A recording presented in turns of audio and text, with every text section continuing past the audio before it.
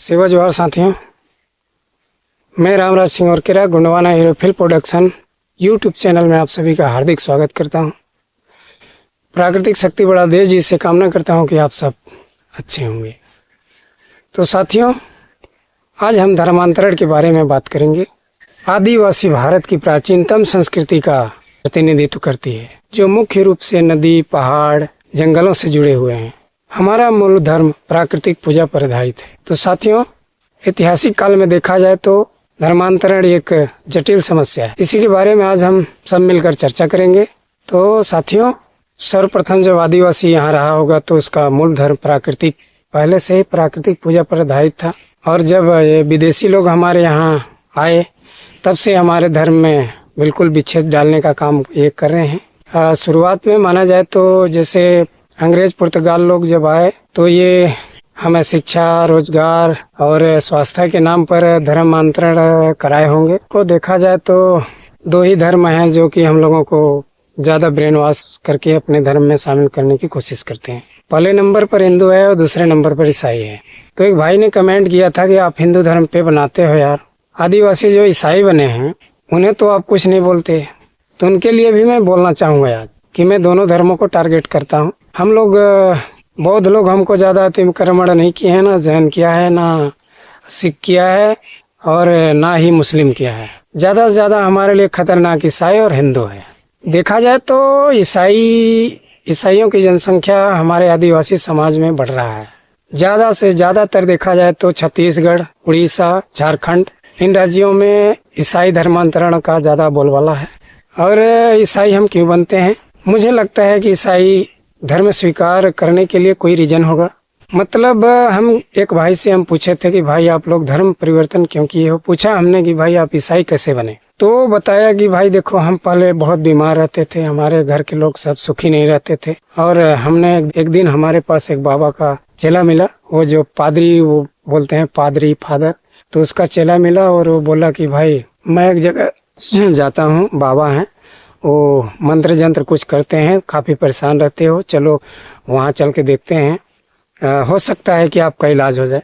और वो आदमी वहाँ गया और बाबा ने कुछ अपना भभूत भाव जो कुछ भी मिलता होगा वहाँ, चरणामृत वगैरह, वो उसे दिया। और वो चरणामृत उसका पिया, कुछ अपने परिवार को पिलाया। और घर में जो हमारे आदिवासी पूजा पद्धति था उसको बोला कि भाई कुछ दिन जब बीत गए तो बोला कि भाई इस प्रकार से आपको पूजा पद्धति नहीं करनी है, आपको यीशु मसीह को मानना है। और जो हमारी पूजा पद्धति है उसके बिल्कुल विपरीत हमारे घर के देवी देवताओं को नहीं मानना है, किसी के हाथ का प्रसाद नहीं खाना है, ऐसे करके उसने बताया।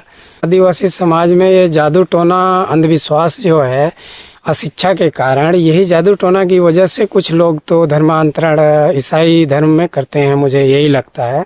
दादाजी कह गए ना, भाव भूत भटकाओ, यही हम लोगों को, और ये भाग्य यही हम लोगों को भटका रहा है। कमेंट बॉक्स में जरूर बताइएगा कि क्यों धर्मांतरण करते हैं, क्या फायदा होता है इससे। मुझे कोई फायदा नहीं दिखता।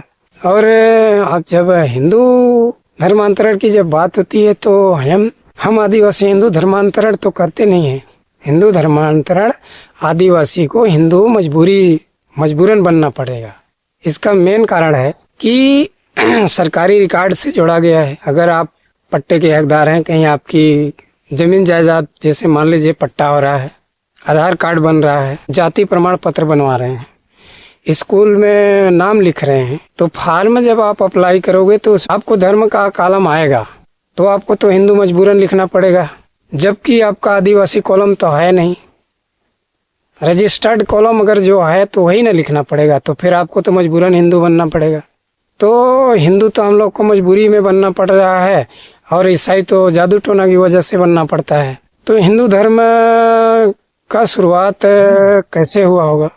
अपने साथ ये लोग ऋग्वेद, यजुर्वेद, सामवेद और पुराण जो कुछ भी लेके आए, हम लोगों के घर में कथा प्रवचन करने लगे। और हमसे जो बुद्धिजीवी लोग थे उनने इनका कथा प्रवचन सुनना स्वीकार किया होगा, और धीरे धीरे धीरे ये अपने पूजा पद्धति में हमको ढल गए। तभी तो हमारे जो पूर्वज थे, जो राजा थे, उन लोगों ने कई जगह देखता हूँ मैं, गढ़ी किला में, हर जगह कई जगह मंदिर बनवाए हैं। जैसे शिव पार्वती का मंदिर हो गया, राम जानकी का मंदिर हो गया, कृष्णा मंदिर हो गया, ऐसे तमाम मंदिर बनाए हैं। या तो वो मंदिर हमारे गौड़ देवी देवता के नाम रहा होगा, कोई दूसरा नाम बाद में इन्हें परिवर्तित किया होगा, या तो वो हिंदू धर्म स्वीकार किए होंगे, तब तो ऐसा हुआ होगा। फिर हमारे संस्कृति में ये हमारे इतिहास को मिटाकर हमारे जो पूर्वज थे उनको शुरुआत से जन्म जब आदमी लेता है तब से वही रामायण, महाभारत, गीता यही पढ़ते हैं हम लोग। तो जब जिसकी जानकारी हमें होती है, ये भगवान ने ऐसे युद्ध किया, इसने ऐसे लड़ा, ये वहाँ का प्रभु था, अगर कहीं भी किसी चीज का निशान दिख गया तो ये राम का पैर था, ये हनुमान का पैर है, यहाँ से बाण ऐसे मारा था, वहाँ का वो रावण को ऐसे मारा, राम ने ऐसे लड़ा, यही सब हम लोग पढ़ते हैं। तो जब हमारे अंदर यही कचरा भरा हुआ है तो हम तो भाई शुरुआत से ही, जब इतना बड़ा बच्चा है 5 साल का, उसी को हम रामायण महाभारत की कहानियां सुनाएंगे तो ऑलरेडी है कि वो विरोध करेगा कि हम आदिवासी नहीं, हम आदिवासी, हमारा धर्म हिंदू है, ऑलरेडी विरोध करेगा। तो हम अब की जो जनरेशन है, जो बीच वाली जनरेशन जो शुरू से बीच तक थी, कुछ विरोध किया। हम नया जनरेशन आ गया, सारे लोग शिक्षित हो गए, तो शिक्षित होने के कारण धीरे धीरे अपना इतिहास भी पढ़ना शुरू किया हमने। बहुत सारे बुद्धिजीवी लोग इतिहास को इकट्ठा किए, इसके बाद अपने समाज में ये बताने लगे, पढ़ाने लगे, सिखाने लगे कि भाई हमारे समाज का ये ग्रंथ है, हमें ये पढ़ना है। तो इतना जल्दी तो असर नहीं करेगा, लेकिन कोशिश अगर जारी रहेगी तो ऐसा तो बात नहीं है। 100% में 50-60% लोग अभी भी आदिवासी धर्म को मानने के लिए उत्सुक हैं और मान रहे हैं, और 40% जो लोग हैं वो जो बीजेपी कांग्रेस के गुलाम हैं, जो जिनके अंदर ब्रेन वॉश कर दिया गया है, जो बुजुर्ग हैं, वो लोग अभी उसी धर्म को माने हुए हैं। वो मानने को स्वीकार नहीं है, क्योंकि उनको लाभ मिल रहा है वहाँ से, वो नेता हैं तो वहाँ से उनको फंड मिल रहा है, उसकी रोजी रोटी खा रहे हैं, उसकी बकबक करने की। तो वो तो बोलेंगे ही कि आदिवासी हिंदू है।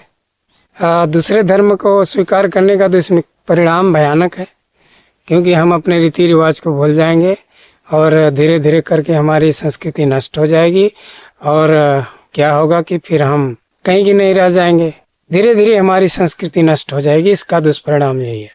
तो साथियों, मतलब जो मेरे समझ में आया, मैं हिंदू धर्म और ईसाई धर्मांतरण के बारे में कुछ आप लोगों को चर्चा किया।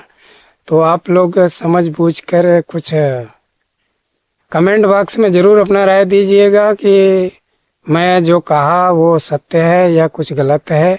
तो आप लोग मार्गदर्शन कीजिएगा, मैं इसके लिए आभारी रहूँगा। इसी के साथ जय सेवा, जय बड़ादेव, जय गौंडवाना।